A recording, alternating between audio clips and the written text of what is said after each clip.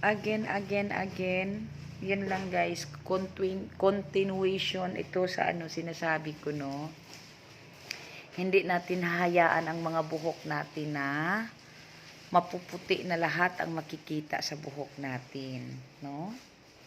Yan lang naman, paminsan-minsan. Ang sa akin parang 2 buwan.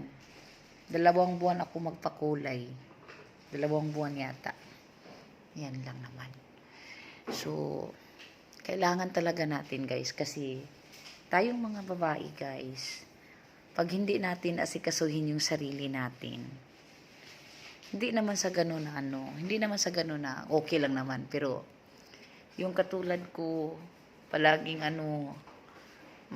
may mga naman tayo, may mga appointment naman tayo, so kailangan look fresh. Tama ba guys?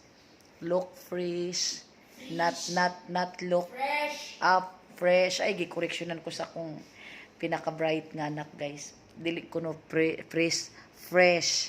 Ay nako. Pahirap talaga itong napakabobo ko sa English guys. Uy. Anak ko na ang mag-correction sa akin. Pero magpakatotoo lang naman si mama na ganyan talaga ako. Pag mag-English lahat mali.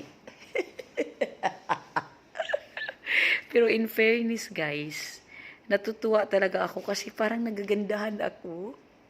Maganda ako tingnan, no? Maniwala kayo. Wala namang nagtanong, pero yun lang naman, parang maganda talaga sa tingin ko. New look. So yun lang naman guys. Good night. Good night everybody. Good night everyone. God bless us all.